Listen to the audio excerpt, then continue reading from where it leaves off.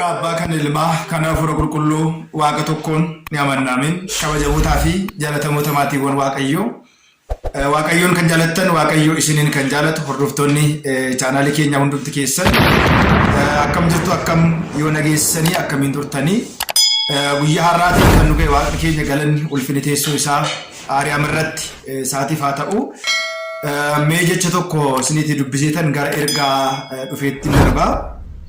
Wangeela qulqullicha Luqaas boqonnaa 8:14 gubbaa irratti akkana jedha. Inni qoree gidduuttis kufee isaan kun hundumtuyyuu kan itti dhaga'amudha jedha.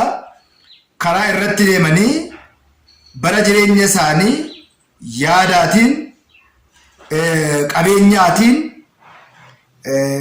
waan isaanitti mijatu yookiin immoo haala mijataatiin ni hudhamu. Firee guutus immoo hin buufatanii jedha. Kana jechuun maal jechuudha? Jireenya mijataa isa jennudha. Jireenyi mijataa yeroo baay'ee kiristaanota biratti isa beekamu miti jechaadha. Jireenyi mijataa kiristaana biratti hin beekamu. Akkuma ilaaltanii natti toleera kan jedhu dhimma kana irratti mee yaada tokko kaa'uu isin barbaadetanii eeyyen warreen amantaa isaanii ganamaa ganan mijannaa yookiin immoo itti toliinsa foon isaaniitiif baay'ee mijataadha. Lubbuu isaaniitiif garuu faayidaa tokko illee kan hin qabne ta'uusaa ni ilaalla jechaadha. Maaliif hojjettan? Edaa namni amantaa isaa kan inni jijjiirratu faayidaa biyya lafaatiif. Faayidaa fooniitiif, faayidaa yeroodhaaf, miidhagina biyya lafaatiif, kabaja biyya lafaatiif, aangoo biyya lafaatiif, eenyummaa biyya lafaatiif dhiphate malee amantaa isaatiif dhugumatti yaadee har'a foon koodhaaf yoo mijachuu baate lubbuu kootiif immoo naa tola.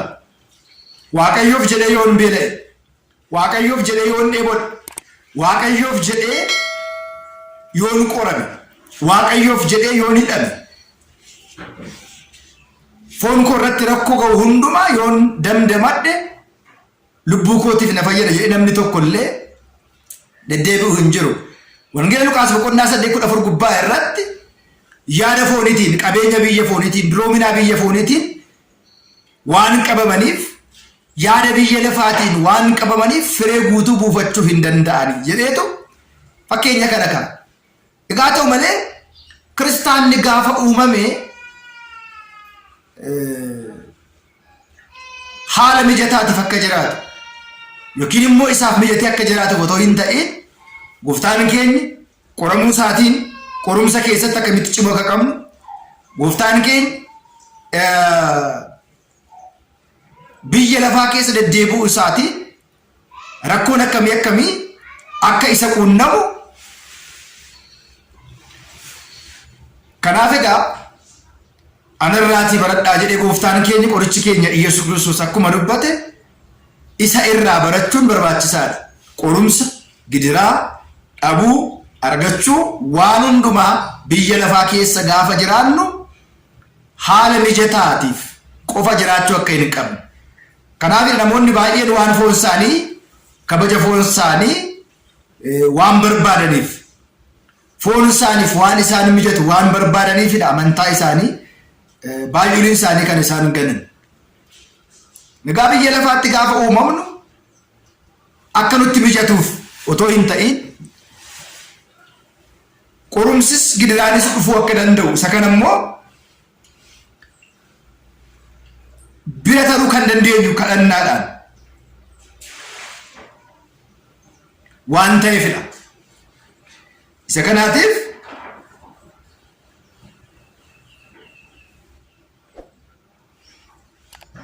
gooftaan keenyas qorichi keenyas Yesuus Kiristoos akkana jedheera. Biyya lafaa keessa gaafa jirtan rakkoo baay'ee qabdu, qorumsa baay'ee qabdu jechuudhaan kan inni dubbateef isa kanaafidha. Kana jechuun biyya lafaa keessatti qoramuun jira, dhabuun jira, beela'uun jira, rakkoon garaagaraa biyya lafaa keessatti waan baay'atuuf waa biraatiif miti jechaadha. Egaa keessu wangeela Maatewos boqonnaa 28 gubbaa irratti lakkoofsa 19 kaasanii gaafa ilaallu biyya lafaa keessa gaafa jirtan rakkoo baay'ee gidiraa baay'ee ni qabdu garuu sin cimaa anis immoo biyya lafaa kana mo'adheeraa jedha. Biyya lafaa egaa mo'achuu kan dandeenyu maaliifidhaan? Amantaadhaan, soomaatiin, sagadaatiin, waaqayyoon kadhachuutiin biyya lafaa mo'achuu injifachuu dandeenya malee foon keenyaaf nu mijatee foon keenya nutti guutee lubbuun keenya yoo hir'atte faayidaa hin qabu. Kanaafidha biyyi lafaa ilmi namaa yoo addunyaa kana buufate lapheen isaa jireenyi isaa yoo itti hir'atte faayidaa maalii qaba jechuudhaan qulqullichi Maatewos kan dubbate. Kanaaf egaa nutti toles toluu baates argannes argachuu baannes hiyyoomannes sooromnes jireenya biyya lafaa irratti hin hafnu. Qabeenya biyya lafaatiin mootummaa waaqayyoo kan dhaalis gara fuulduraatti kan dhaalus hin jiru. Gaarummaatiin garuu mootummaan waaqayyoo hin dhaalama. Amantaa fi hojiidhaan garuu mootummaan waaqayyoo ni dhaalama. Dhugumatti har'a afaan guutanii warri nuti toleera jedhanii dubbatan bor akka isaanitti hir'atu immoo yaaduun barbaachisaa ta'a. Har'atti mijachuu danda'a. Nyaanni, uffanni, haalli ittiin deddeebi'amu hundumtiyyuu isaaniif mijachuu danda'a. Itti toluu danda'a. Guutuufii danda'a. Nyaachuu danda'u, dhuguu danda'u, sooma dhiisuu danda'u, sagada dhiisuu danda'u, kadhannaa dhiisuu danda'u. Akkuma feete ba'anii akkuma fedhan galuu danda'u. Inni guddaan garuu lubbuu isaaniitiif homaallee akka hin fayyadne Alaazaar irraa barachuu ni danda'ama. Keessumaatii seeraa Alaazaariif Nawwee gaafa ilaallu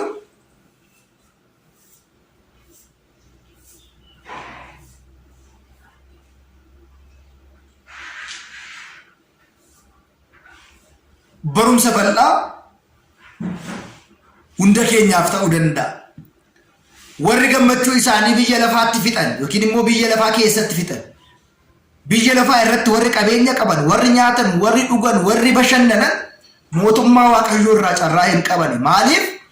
Gammachuu bara baraa argachuudhaaf har'a biyya lafaa irratti beela'uu dheebochuudha malee har'a biyya lafaa irratti bashannanuudhaaf miti. Dhugumatti gara mootummaa waaqayyootti galuudhaaf dhiphina qorumsa gidiraa guddaadhaan gara mootummaa waaqayyootti galla malee bashannannee nyaannee uffannee gara mootummaa waaqayyoo galuu yookiin immoo mootummaa waaqayyoo argachuu hin dandeenyu. Kanaaf mootummaa waaqayyoo galuudhaaf har'a dheebochuudha malee har'a bashannanuu miti. Har'a nuti toluuf miti.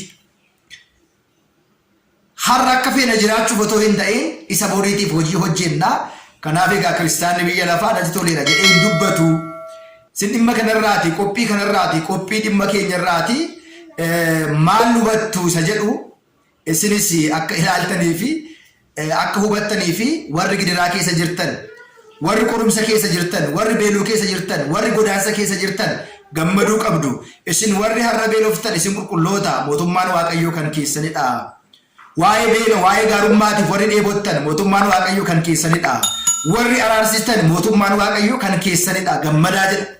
Waan ta'eedhaaf kiristaanni waan xoomuuf, kiristaanni waan sagaduuf, kiristaanni waan kadhatuuf, kiristaanni har'a waan qoramuudhaaf jireenyi bara baraa kan isaa waan ta'eedhaaf gammadaa. Kanaaf gammachuun keenya har'a miti ganaadha. Gammachuun har'aa immoo borgadda taati. Gammachuun har'aa borgadda akka hin taaneef, gammachuun har'aa bor boo'icha akka hin taaneedhaaf har'a gaddaan, har'a boo'ichaan, har'a imimmaan hin dabarsine jireenya bara baraa itti argachuudhaaf hojii guddaa, hojii amantaa hojjechuu qabna. Egaa namoonni bashannanuu danda'u. Akka barbaadan namoonni bashannananii akkuma amma agartan kana ta'uu danda'u. Inni sun nu hin fayyadu lubbuu keenyaaf waan ta'eedhaaf kiristaanni natti toleera jedhee dubbachuu hin danda'u. Yoo mijateef illee bor mijachuu dhiisuu danda'a. Har'a inni argate bor dhabuu danda'a. Har'a inni beelee bor quufuu danda'a. Inni har'a quufe bor dheebochuu yookiin immoo beela'uu waan danda'uudhaaf natti toleera jedhee afaan isaa dubbachuu hin danda'u. Qophii dhimma keenya kanarratti isinis yaada akka itti laattanii fi kiristaanni isa qabuttis ni gammada ni gadda. Waan argatettis malee waan argate qofaaf yookiin immoo fooniif qofa yaada foonii jireenya fooniif qofa hin gammadu. Kanarraatti akkasin barattan abdii guddaan qabaa. Waaqayyo hunda keenya duukaa haa ta'u. Chaanaalii keenya sabiskiraayibii laayikii sheerii gochuudhaan barumsi kun hunda keessan bira akka qaqqabu maqaa waaqayyootiin isin beeksisna. Nagaatiin tura. Viidiyoo biraatiin hanga wal agarrutti waaqayyo hunda keenya duukaa haa ta'u. Nagaatiin tura. Hey there.